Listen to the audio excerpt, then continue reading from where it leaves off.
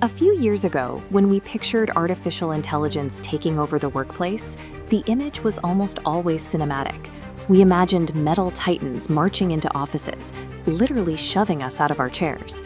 The reality is far more mundane.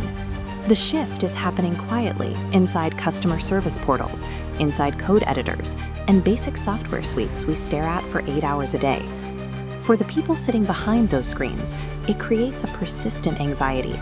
You type out a response, and suddenly an algorithm auto-completes your thought, executing a piece of your daily routine faster than you can. We are watching a slow, invisible infiltration of the modern office, rather than a sudden collapse of the workforce. Much of the panic right now comes from a specific miscalculation. We tend to assume a piece of software is built to observe a human employee, learn their entire routine, and replace them entirely.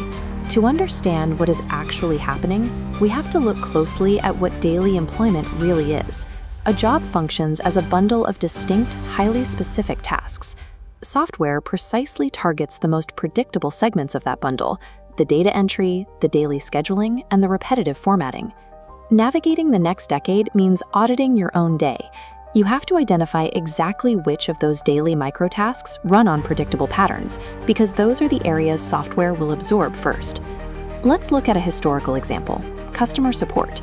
For decades, if a company sold 1 million products, they had to hire massive, highly expensive teams of human beings just to answer the inevitable, never-ending wave of questions. This diagram shows the anatomy of a typical support role: answering repetitive FAQs, routing complaints, and solving complex user problems. Modern algorithms step in and intercept those first 2 blocks, handling high-volume repetition while avoiding nuanced problem-solving. These new systems run 24/7. They process thousands of tickets simultaneously at a fraction of the cost, without ever taking a shift break. The business value comes from executing the lowest-level tasks flawlessly at a massive scale. That fractional automation introduces a new mathematical mechanism to the labor market.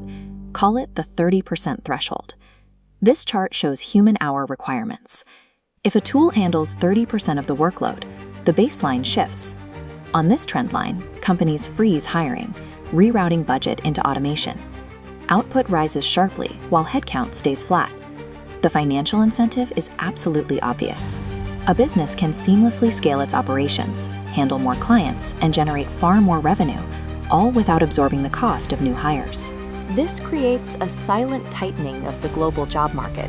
Total available positions slowly shrink through natural attrition and frozen job listings, completely sidestepping any noisy, sudden economic crash. We spent decades assuming robots would primarily threaten physical labor on factory floors or assembly lines. The actual targets today are highly cognitive. If a task involves recognizing patterns, processing dense spreadsheets, or generating basic content, it sits directly in the crosshairs of modern software. The era where a static set of skills could guarantee decades of safe employment is over. The software is simply evolving too quickly. Job security now rests on the nature of the work itself. If the core of a role involves processing information through fixed patterns, software can absorb it, regardless of whether the worker is in a factory or a corner office. But these systems have severe limitations. They excel at processing vast oceans of information, but they completely lack context. They do not possess human judgment. That gap creates what we can call the unautomatable moat. The skills that command a premium today are critical thinking, complex communication, and strategic decision-making. The workers who pull ahead won't waste energy trying to compete with a machine on data entry. They will learn to wield these systems, using the software to heavily multiply their own output. We are living through a highly volatile transition. The market is shifting under our feet, and it will aggressively reward those who adapt early. This transition forces a move toward roles where humans act as the final layer of judgment, directing the scale and speed of automated systems to solve problems the software cannot yet see.